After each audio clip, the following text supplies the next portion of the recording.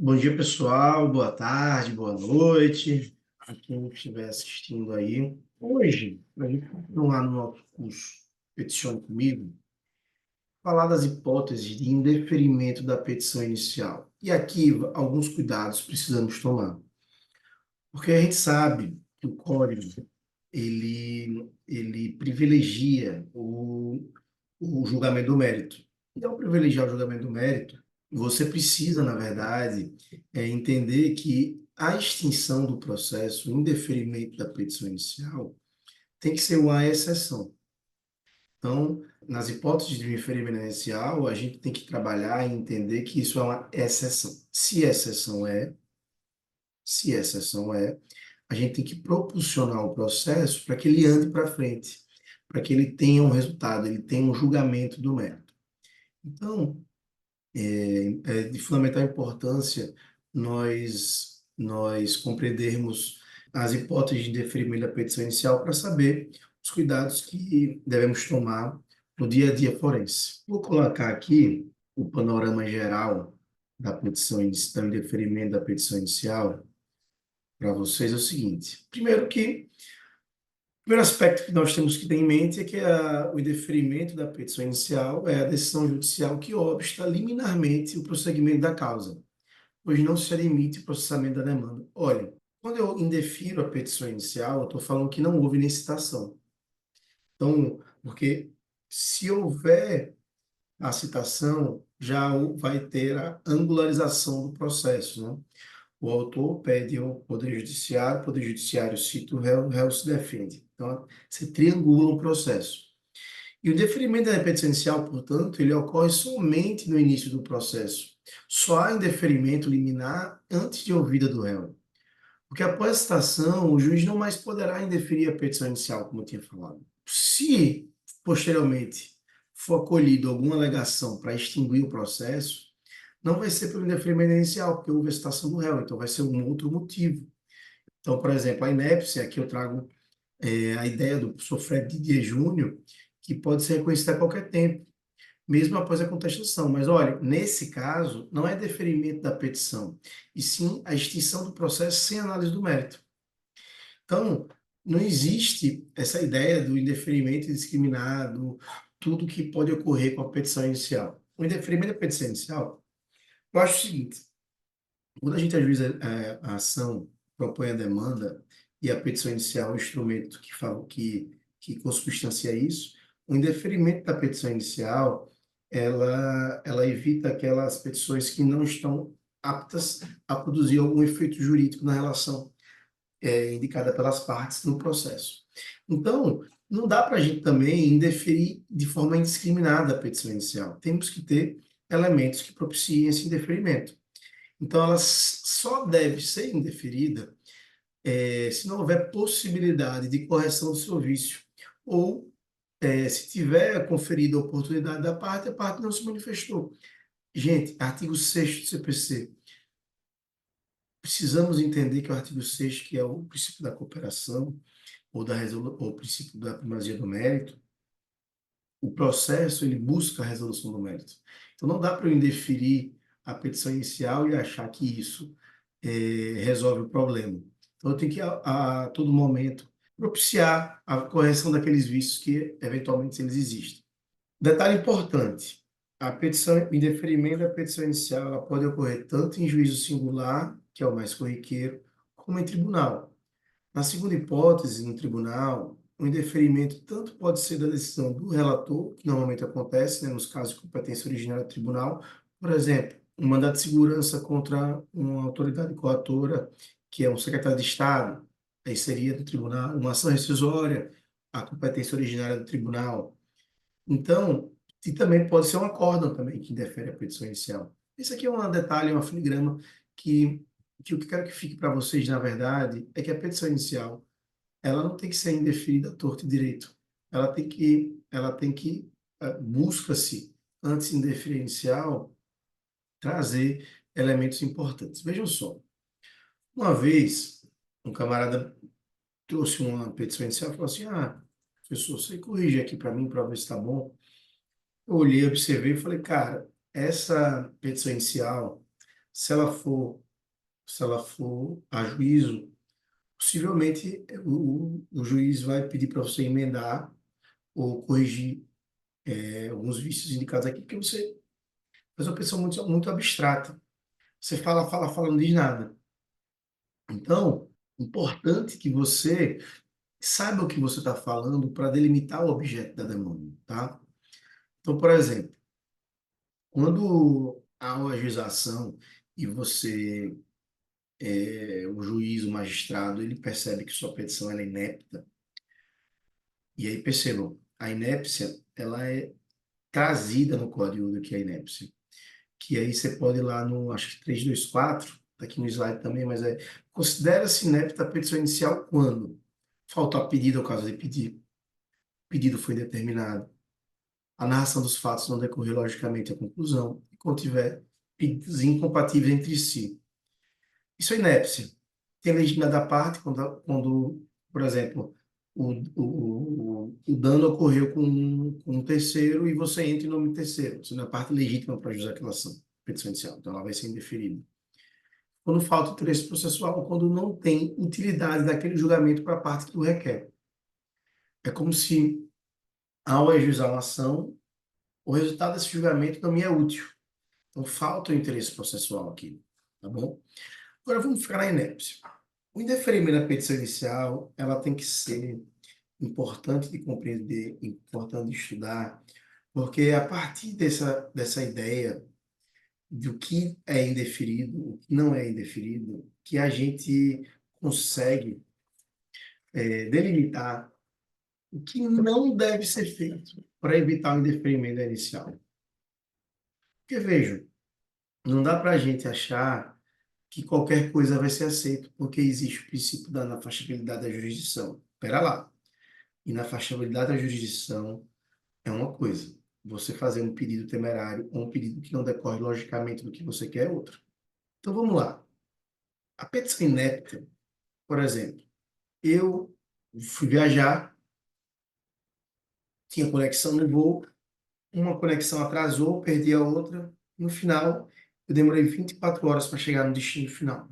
Minhas malas foram extraviadas, tentei incansavelmente ligar para a empresa para recuperar minhas malas e não consegui. Então eu, Ives, ajuizei uma ação de indenização por danos morais para recuperar aquela mala.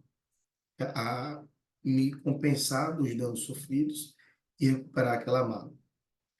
Vejam só, eu, ao ajuizar essa ação, eu tenho que dizer o dano moral que eu pretendo. Vai ter aula de valor da causa sobre isso aqui, sobre essas hipóteses aqui. Eu vou trazer alguns exemplos sobre isso nesse curso. Mas observe e perceba, eu preciso indicar o valor do dano moral, artigo 292, inciso 5 do CPC. Porque eu preciso dizer quais são os requisitos desse dano moral, ou quais são os valores desse dano moral, perdão. Então, observem que, ao ajuizar a ação, que me diz o valor do dano moral, eu, na petição inicial, eu tenho que atribuir aquele valor. Se eu ajuizo a ação e eu não coloco esse valor do dano moral e coloco como os muitos colocavam, em valor a ser arbitrado por Vossa Excelência, veja, se o juiz, se você que sofreu o dano não tem ideia do seu valor, como é que o juiz vai saber? E o código no 292, inciso 5, ele fala que você tem que colocar. Então, observem, é um vício que quando o juiz observa no início do ajuizamento, ele vai intimar a parte para corrigir, para a parte dizer qual valor ele atribui àquela causa. Mas observem, se isso não for feito, é uma hipótese de indeferimento à petição inicial. Entenderam? Então, toda ação que você tem um pedido e tem um valor de dano moral, por exemplo, você tem que indicar o valor 292 e 5. É diferente, na verdade, quando você tem um dano material que você não sabe mais ou menos como é. Por exemplo, você tem um problema estrutural no apartamento que você aluga e você vai sair desse imóvel, mas tem que fazer uma reforma para devolver. Você não tem ideia de quanto que vai ser aquela obra, mas o imóvel não tem como se habitar, então você ajuiza uma ação e, e, em regra, fazer uma perícia daquela situação para ver o valor que seria quantificado para você pagar ao proprietário, o proprietário te pagar que você pagou, a depender do caso concreto, obviamente. Então, observem, cuidado quando vocês forem ajuizar uma ação, no sentido de que a ação para ser considerada inepta, ela, esses elementos do 324 é importante porque muita gente. Veja, inciso 3, a narração dos fatos não decorrer logicamente à conclusão. Olha, é óbvio, né? Porque os seus fatos você não vai ter. Se você tem um problema de contrato, aí narra sobre o contrato, e no pedido você pede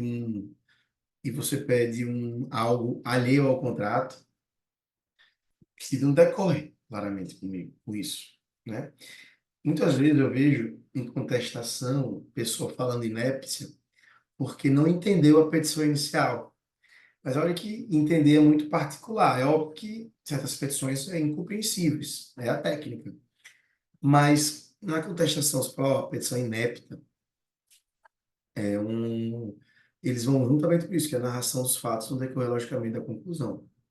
É como se, eu tenho um contrato de empreitada, fizeram a obra da minha casa, nossa, foi um perrengue muito grande, eu tive muitos problemas, mas eu quero processar o fabricante dos materiais e não quem colocou os materiais. Então, e pode ser muito esdrúxulo o exemplo, mas às vezes acontece situações, sim, completamente fora da casinha, tá? Então, tomem cuidado com isso. Então, a petição inicial pode ser indeferida se ela foi inepta, se tiver legitimidade de parte, se faltar interesse processual. E aí um detalhe, que é o que eu falei para vocês, tinha falado inicialmente. O artigo 6º e o artigo 932 é um instrumento necessário para o dia a dia da parte forense, porque o artigo 6º ele fala que todos devem, sujeitos do processo, devem cooperar entre si para que se obtenha em tempo razoável decisão de mérito justa e efetiva. Foi o que eu falei no início da aula. O processo ele se desenvolve para ser cumprido ao seu mérito. O mérito tem que ser alcançado. Isso que importa. Então, não dá para o cara, o juiz, o magistrado, indeferir sua petição inicial sem te oportunizar a correção daquele vício. Não dá para isso ser feito, beleza? Então, tome bastante cuidado, que eu já vi muitas vezes indeferimento de petição inicial sem oferecer a correção do vício proposto. Então, isso não é possível, não pode ser permitido. Você tem que oferecer a oportunidade para o autor corrigir aquele vício. E olha, o artigo 10º, que veda a decisão à surpresa, também fala sobre isso, tá? Então, fiquem de olho nisso, é importante que isso tudo fique claro, para você não ter um indeferimento e deixar para lá.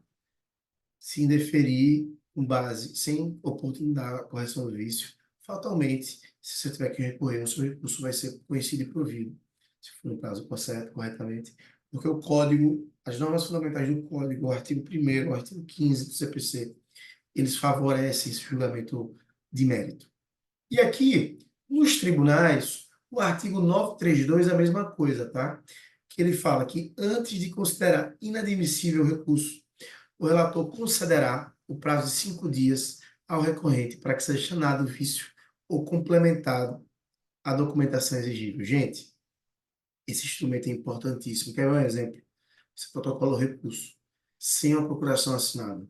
E aí, logo depois você fala, poxa, como é que eu vou corrigir esse vício? Porque você tem que juntar no ato de interposição do recurso. E aí, o relator vai ter que, antes de considerar o recurso admissível, intimar você para corrigir aquele vício. Isso é fenomenal. Isso é fenomenal. O artigo 932 é um instrumento de suma importância para o dia a dia nesse aspecto. Então, fiquem de olho, porque muitas vezes não é tão raro, não é raro, os magistrados não intimarem para correção do vício. Aqui importante. O artigo 329, ele fala que o autor poderá E aqui ele traz dois lapsos para a compreensão disso. Isso é importante para o desenvolvimento do processo. Até a citação, se é até a citação, ele não foi citado. O autor poderá aditar ou alterar o pedido ou a causa de pedir, independentemente de consentimento do réu. Então, até o réu ser citado, o autor poderá aditar, alterar o pedido ou a causa de pedir, independente do consentimento do réu. Quer ver o exemplo? Eu ajuizo uma ação desde contas em face de uma empresa e de uma pessoa. O processo foi distribuído, foi aceito, a petição inicial estava correta, mas eu falei, cara, eu acho que a pessoa física que eu coloquei com a empresa, ela é parte legítima. Então, na verdade, eu vou pedir para o juiz, então, para retirar aquela pessoa e só manter a empresa para presidir as contas daquela empresa. Então, observe, aqui, eu, como não houve citação, pude fazer isso. Depois da citação, não é possível. E aí fala, eu até posso, até o saneamento do processo, aditar ou alterar o pedido e a causa de pedido, mas com o consentimento do réu, assegurado o contraditório mediante a possibilidade de manifestação deste réu no prazo mínimo de 15 dias, facultado o requerimento de prova suplementar. Olha só, raramente eu vejo isso acontecer.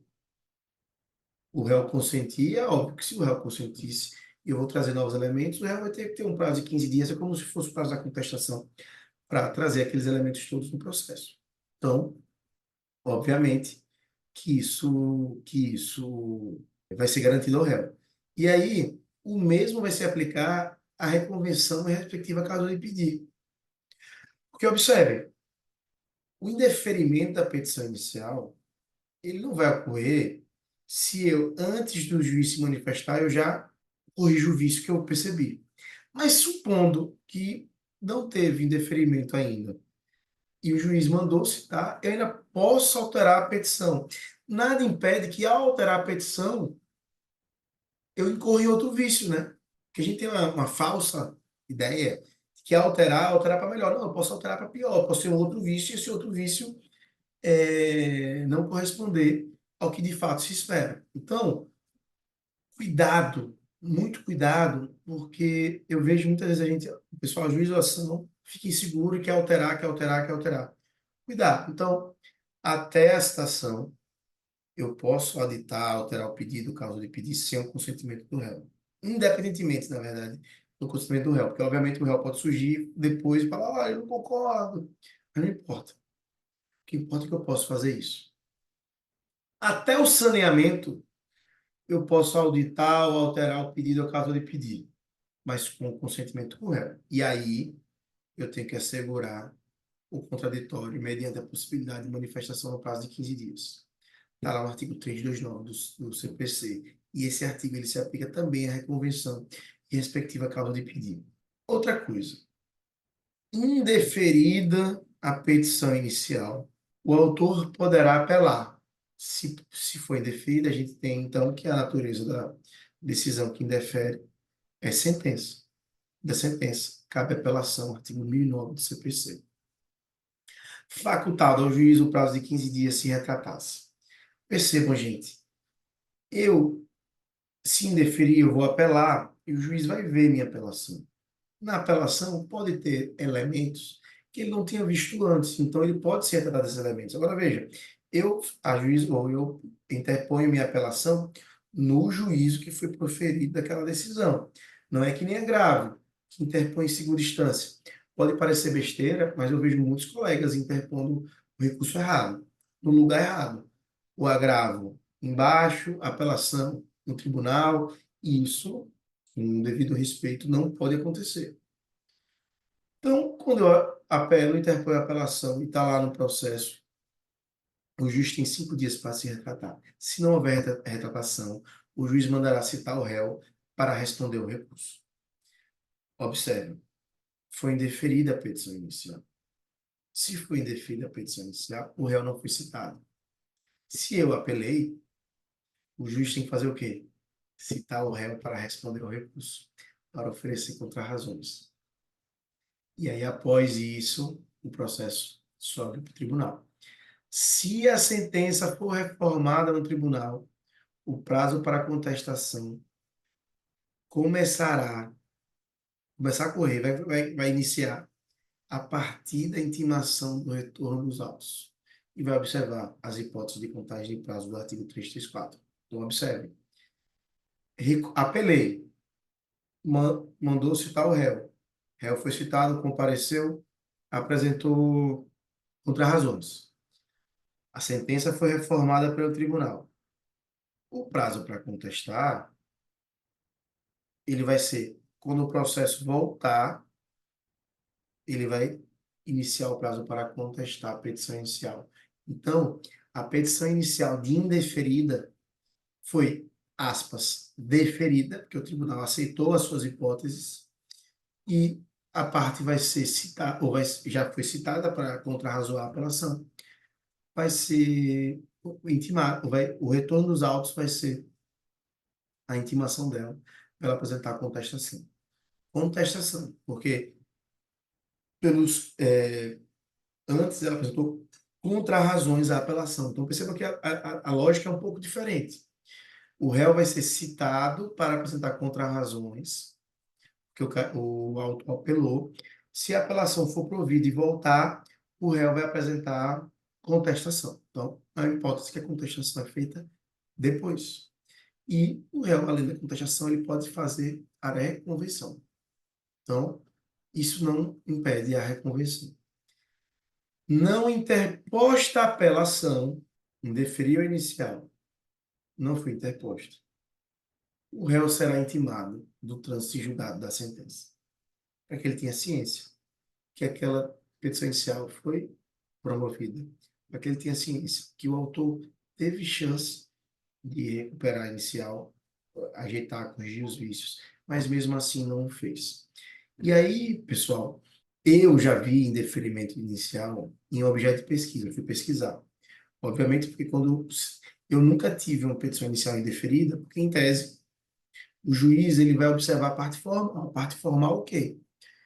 Então, eu nunca tive a ideia de o réu é intimado mesmo na prática do trânsito julgado da sentença, mas em pesquisa eu percebo que isso fica um pouco de lado, deixa um pouco para lá. Mas, em tese, se foi indeferida, o réu deverá ser intimado do trânsito julgado da sentença. Perceba que ele não vai ser citado, ele vai ser intimado porque ele não vai ter que tomar conduta. A citação, a citação, ela busca o réu para ele se defender, né? No processo, ela traz o réu. Aqui ele vai ser intimado, ele vai ser informado que houve aquela petição inicial não preencheu seus requisitos. Então isso é muito importante, porque quando eu sei os requisitos da petição inicial para promover a petição inicial, eu não vou ter problema com o indeferimento, certo? Então, o indeferimento da petição inicial, vocês precisam entender quais são os aspectos centrais que tem que ficar. Primeiro aspecto, o código não quer que seja indeferida a petição inicial. O juiz no artigo 6º, no artigo 10º do CPC, e o desembargador no artigo 932. Então, competência de primeira instância, você tem lá o artigo 6º lá que te favorece a entender, o próprio 329 fala da intimação para você corrigir eventual vício. Tribunal, competência originária do tribunal, tem lá o 932 que o relator ele vai chamar você, ele vai intimar você para corrigir aquele vício. Então, eu sabendo o que é o indeferimento, eu sei o que eu não tenho que fazer para não ser indeferido, compreende? Então, bastante cuidado. Bastante cuidado, porque a leitura do indeferimento, a leitura a compreensão do indeferimento da petição inicial, na verdade, ele vai te dar suporte para que você não cometa um eventual erro na hora do ajuizamento da petição inicial. Recurso cabível, apelação. O juiz tem 5 dias para se retratar. Se o juiz não se retratar, o réu vai ser chamado ao processo para apresentar contrarrazões. O processo vai para o tribunal. Se o tribunal reformar a decisão do juiz e não indeferir a petição inicial, o processo retoma e a partir dessa retomada, o réu vai apresentar contestação. E aí tem que observar as hipóteses lá do artigo 334 do CPC. Então, vejam, o indeferimento da petição inicial, em regra, ocorre antes da citação do réu. E todas essas nuances específicas que eu expliquei aqui no decorrer da aula, a gente tem que observar para justamente evitar que a petição inicial seja indeferida. Mas para a petição inicial não ser indeferida, eu sempre recomendo, observem o artigo 319 do CPC. Ele é um checklist na vida da gente. O checklist do 319 tem que estar enraizado na nossa prática. E quando for também interpor recurso, seja apelação, seja agravo de instrumento, recurso especial, observe o código. Esse checklist é importante, porque da mesma forma que o indeferimento da petição inicial ocorre antes da sessão do réu, os recursos também são considerados inadmissíveis por falta de fundamentação jurídica, tá bom? Então, a gente se vê na próxima aula.